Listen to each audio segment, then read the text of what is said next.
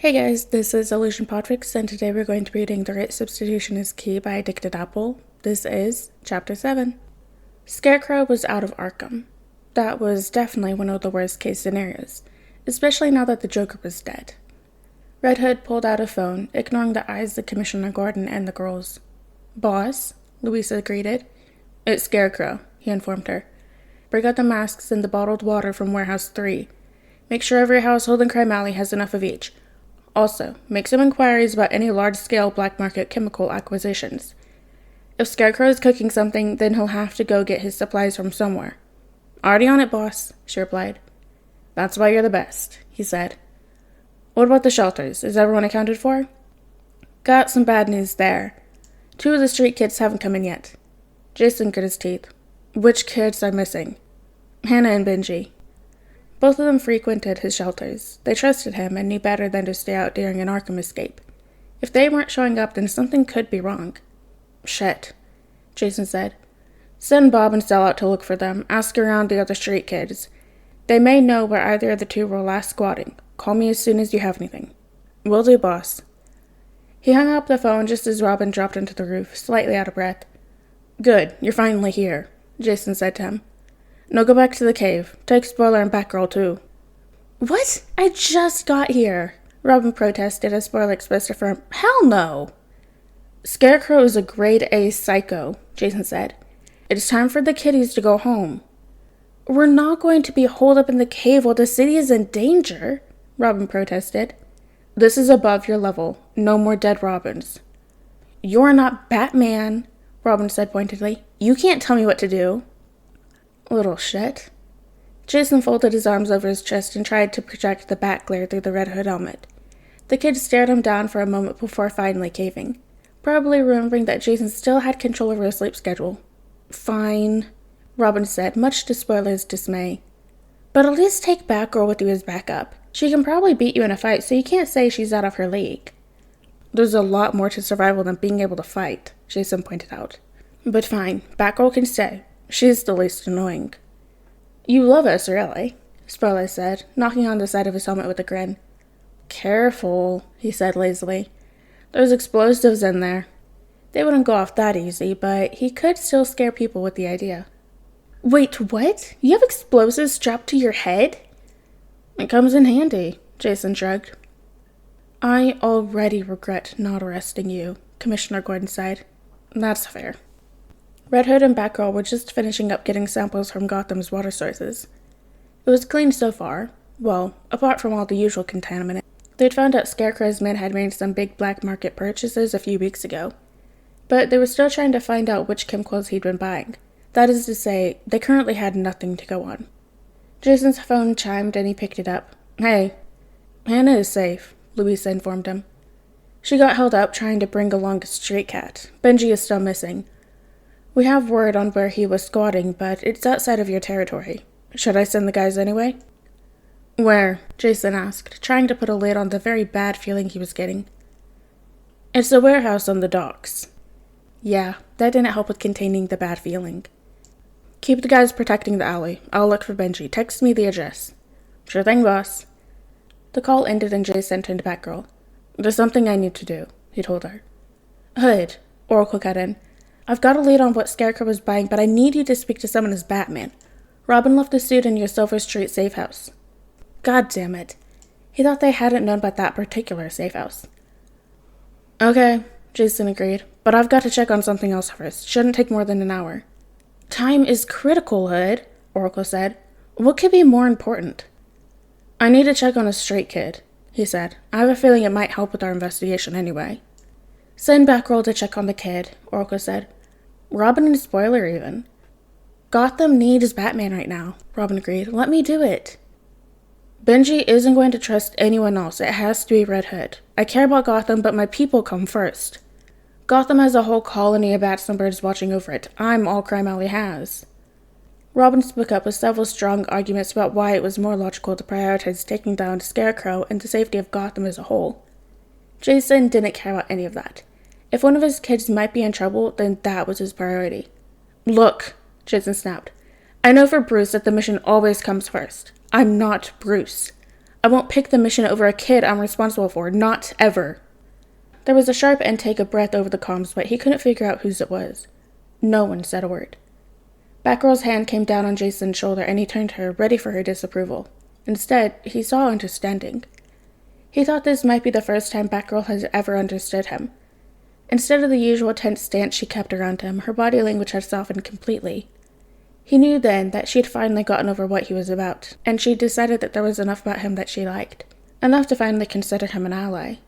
Jason was kind of irritated that he'd wanted her approval in the first place, and that he felt so relieved to have it.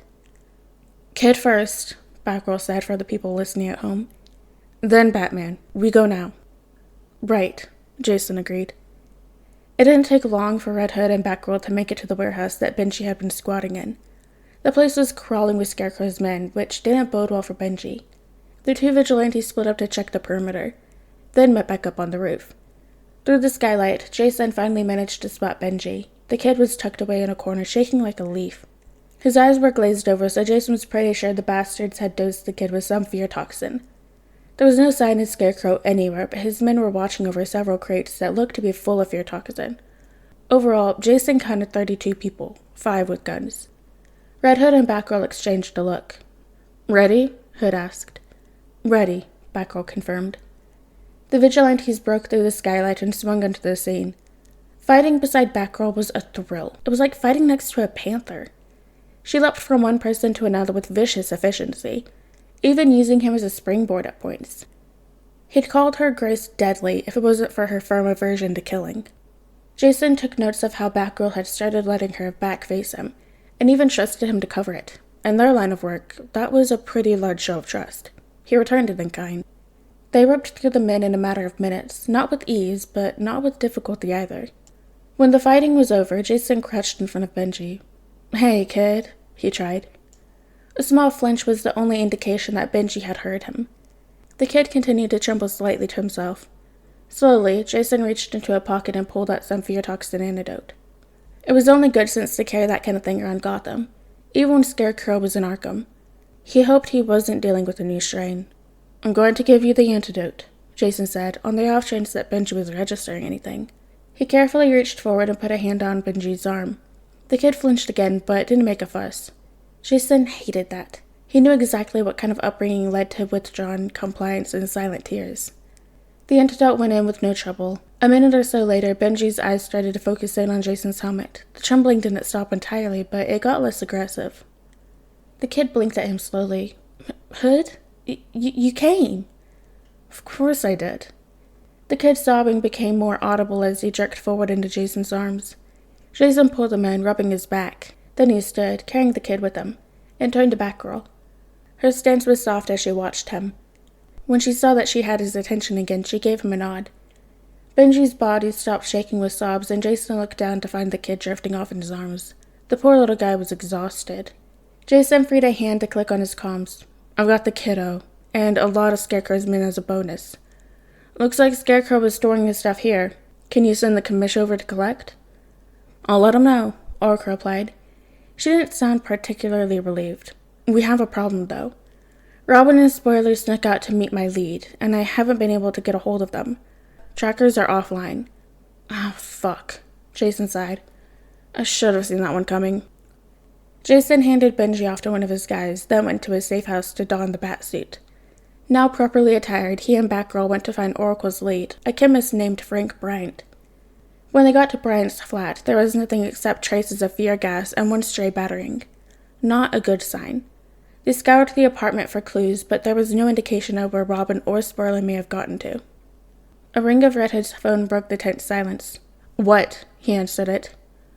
"Boss, Benji woke up and had a lot to say," Sal informed him. "Scarecrow's men were chatty. Apparently they were planning to move the shit they were storing to Amusement Mile. Now that Joker's gone, Scarecrow wants to move in." "Fuck. Thanks, Sal." He hung up. "I got a location of Amusement Mile. The Batmobile is waiting for you outside." The good news was, Robin and Spoiler were unharmed when Jason as Batman and Batgirl showed up. The bad news was, Jason didn't really get a moment to do recon before they had to charge in to keep Robin and Spoiler unharmed. The two younger vigilantes were strapped down to some tables, and Scarecrow was leaning down to inject Robin with something. Jason's hand reached out for his guns that weren't there. He found a battery instead and threw it at Scarecrow's hand. The needle was knocked away from Robin's neck and Jason dove towards the captured bats. "It's about time you got here," Sparla joked, though her voice was thick with relief. Scarecrow had the sense to stumble away as Robin and Sparla were cut free, but then the whole place flooded with Scarecrow's goons, most of whom were toting guns. The fight commenced. Jason tried to keep a careful eye on his allies as he tore his way through Scarecrow's men. He flung out his batarangs as he fought, trying to disarm as many people as he could before someone got a lucky shot off. Then he ran out of projectiles, just in time to witness a gunman take aim at Robin's head. No thought went into Jason's actions as he put himself between the gun and Robin. Maybe if he thought about it for a second, he would have remembered that he was wearing the batsuit right now. The batsuit was not as heavily armored as his Red Hood attire. If he had been thinking, he would have pulled the cape to block the gunfire. But he hadn't been thinking. He'd seen Tim in danger, he'd reacted, and now he had a bullet in his shoulder. God damn it! At least the batsuit had slowed the bullet down and kept the wound shallow. "Batman!" Tim gasped. "Focus, Robin," Jason snapped in his Batman voice. He got the pain out of his mind as the fight finished up. When the goons and Scarecrow had all finally been secured, Robin rushed over to him. Robin started. "I'm fine," Jason interrupted. "You took a bullet for me," he protested. "Better my shoulder than your head." Robin's eyes widened in surprise. Jason honestly didn't know what Tim had to be surprised about. Jason straightened up as the commissioner arrived with his people. He went into Batman mode and debriefed with the commissioner for a few minutes, resolutely ignoring the pain in his shoulder. Robin stuck near him the whole time, looking ready to catch him or something. The kid was so dramatic. It was just a bullet. Jason kept up the act while Scarecrow and his men were carted away. With that sorted, he got ready to do the Batman disappearing act. "One more thing," the commissioner said. "Is it true that Red Hood is your ally now?" Jason was committed to his Batman imitation, so he growled, "Red Hood is a violent murderer and a criminal. He will never be an ally of mine. If I work with him, it is only out of necessity." "You're wrong about Red Hood," Robin protested, sounding strangely pissed off. "He's good for the alley. The kid trailed off as he seemed to remember who was actually wearing the batsuit. A few steps away, Spoiler was failing to smother her laughter. Batgirl came over and flicked Batman's cowl. "Red Hood is good," she said with an amused smile. Jason dismissed the sudden wave of emotions that Batgirl's declaration triggered. He held tightly to his Batman impression and sighed stiffly. "That remains to be seen." Alright guys, and that's the end of Chapter 7 of the Right Substitution is Key by Addicted Apple. I hope you guys liked it and see you next chapter.